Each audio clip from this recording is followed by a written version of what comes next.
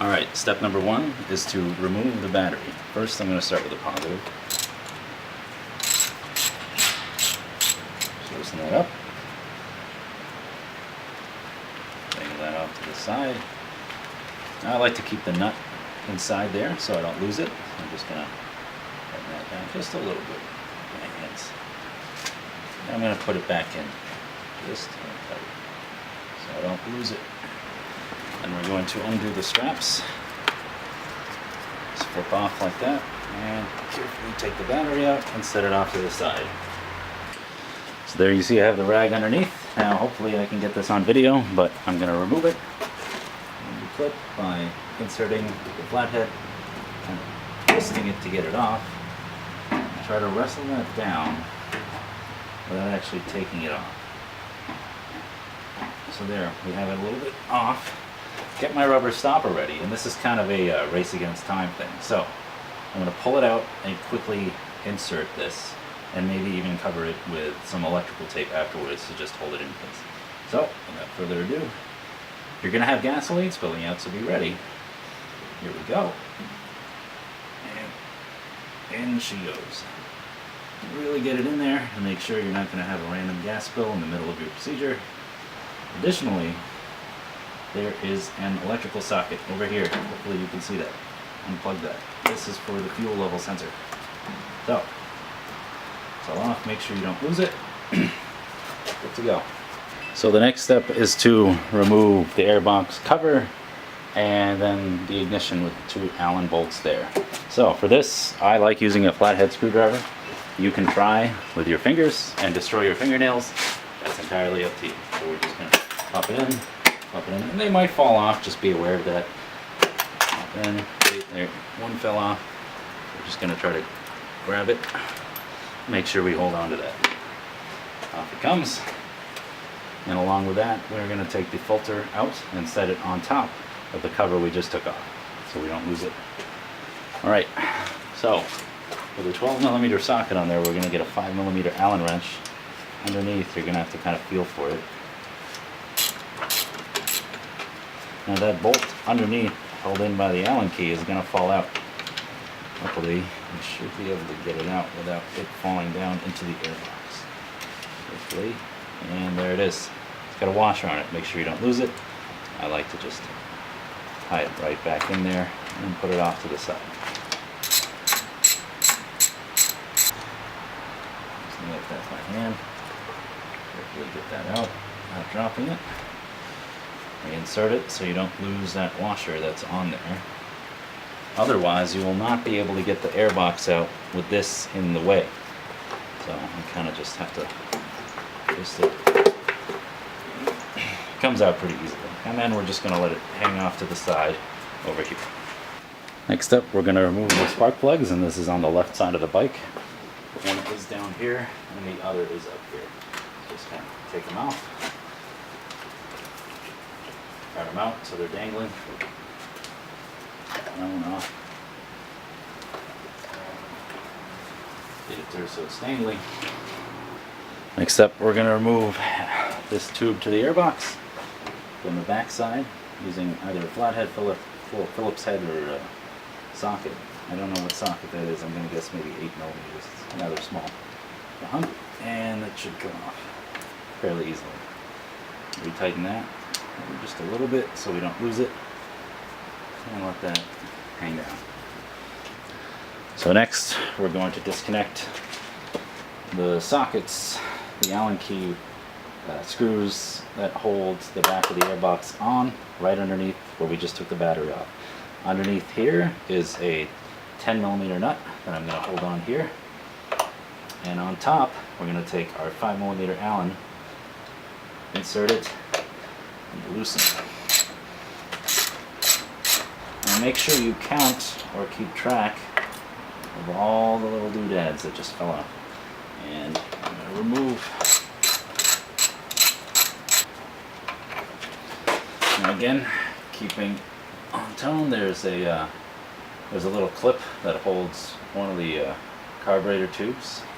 Looks like this. You're just going to have to kind of wrestle it around. So we're going to take this and insert that. one more. And underneath there's a very tight one. I hope you can see that in the video. Leaving 1, 2, 3, 4, including the clip, things connected. Now we're gonna just slightly reattach that nut. I don't know how well you can see this in the video, but hopefully you know what I'm talking about when you go do it. So if you can see it there. I'm gonna tighten that back on so we don't lose track of all the things we need to reconnect. This side is loose. Now we're gonna do the same thing on the other side, but there is no nut at the bottom. It's just an Allen key. And we're going to remove the other side of this Allen. We'll also remove that. Kind of just lift it up off that clip. There it is. Nothing to keep track of here. Just make sure you don't lose it and know where it goes. We're going to remove the smaller plugs. So just remove the smaller ones. And you may have to snake it through over there. I have placed mine off to the side from having done this in the past. And then just take them out of the way and let them dangle. We're going to remove one of the airbox hoses. That just kind of comes off like that. I cut a little hole into it because wrestling that back on is fairly difficult. So I don't know if you can see that, but the screw right in there is on the clamp for the airbox to the carburetor. We're going to loosen that up so we can pull it and the boots off with the airbox. Now with our Phillips head, we can get in there. I'm just going to move it and loosen it. That we can get it off. Not yet, I'm just testing to make sure it's loose enough. Here we are on the other side. The band is right there. Loosen it up. And okay, that's coming off already. Now there is an additional electrical connector here. You flip it over, you can see hopefully the clip. Lift it up and gently pull it off, like so. So it should be fairly easy to take out. Oh, looks like we have forgotten something, which are, there's just some retainers on a rubber end, and off comes the airbox, just like that. It's the cover for the fuse came off, so I'm just going to put that back on in case you find a difference in what the video shows versus what your bike shows. But now we have full access to the carburetor. I believe they're the heating element connectors right there. One is on the other side. I'm not going to show you that. It just kind of gently comes out like that. So next up, we're going to just pull off these tubes. Just come off like that. And off they are. Next, we're going to get a Phillips head to remove the choke. So just, oh, gosh, not coming. Alright, I'm going to use a socket so I don't strip that 8mm socket to get this off instead of the classic Phillips head, just to loosen that up. You don't need to take it off entirely, just loosen it so you can get the cable off. And then there's a little cutout over there, hopefully you can see that. We'll just move the cable over there and it's loose. So this is on the left side. We're going to remove or loosen the left top part of the boot of the carburetor. On the other side, again, we're only doing the top because we're leaving the rubber boots on the engine. So on the front bottom of the carburetor are these two kind of hard to get to throttle cables. Now you're going to need a 10mm wrench. Get it around there. Just loosen it. This is kind of difficult, hard to reach area, but with enough patience you can get it loose. You may need to pull on it so it doesn't hit the bracket which it's mounted on, preventing it from spinning. Slide that nut off the cable. Hopefully you can see that. I'm just gonna push it down and lift it up out of the way, just like that. So for this portion, I'm going to have to hold it by hand. Sorry for the shaky hands. What we're going to do is try to get this off by lifting the cable. And I do apologize for this. It's just very difficult to film this portion. It's not auto-focusing, so let's see if I can get a better shot of that. There we go. So you see what I mean? You want to lift it so you can get the cable within that. So I was unable to capture that on camera, but one of the many tools you can try. The thing that worked the best is this pick. Otherwise, a pair of needle nose, and you just want to wrestle that. There's a little cutout on the top of the spring back mechanism for the throttle cable, for the top one and the bottom one. The top one is the harder to get to one, and you just kind of snake it around like that and pull it off. You'll know what I mean when you take a look at it. I just can't seem to get a good shot with the camera. Sorry about that. So next up, we're going to remove this, and gasoline will come out of here, so I recommend putting a rag down under with your flathead screwdriver, and we're going to kick that. It might be better. Oh, there it goes. And then I'm going to just move that off and remove it, and gasoline will come out, so have your rag ready. There she goes. Now there's a little filter inside there. Make sure you do not lose that. Next up, we're going to remove the float bowl drains by squeezing these clips, moving them off, pulling it off. Squeeze the clip, pull it off, just like that. And again, have a rag underneath for your gasoline.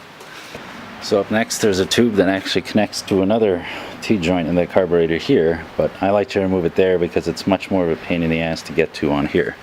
So we're just gonna pull it off like that. Forgot to mention that by the heater element thing, which we already took off, there's a little ground clip you just want to kind of take off if we can at this point. It looks like, hopefully you can see that, like that, and it just kind of comes off. And it attaches right there on this clip. We're going to get a rag handy, pull off the carburetor gently while we still have that bottom throttle cable to remove, but what we're going to do, take the rag, gently just shove it into those holes so we don't drop anything. Taking your 10mm wrench again, you should loosen this throttle cable off the bracket.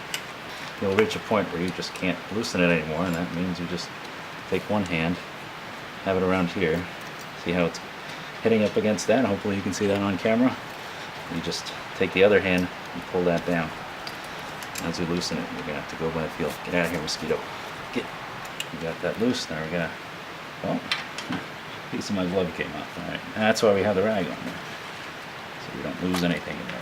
Give it in the engine. Now we're just gonna pull that off. And tighten that. Pull it down. Push it down, and you'll see just as the top one has a little cutout. I'm gonna snake that around and pull it off like that. Let that return, and then just kind of gently let that hang back down. And with that, you should have the carburetor fully off, just like that. Now it's going to drip a little bit of gasoline, so put that off somewhere where you don't mind gasoline being dripped. Again, actually I haven't mentioned this. You should probably do this in an open area or a well-ventilated area, unless you really like the smell of gasoline. That's entirely on you. That's it. Thanks for watching.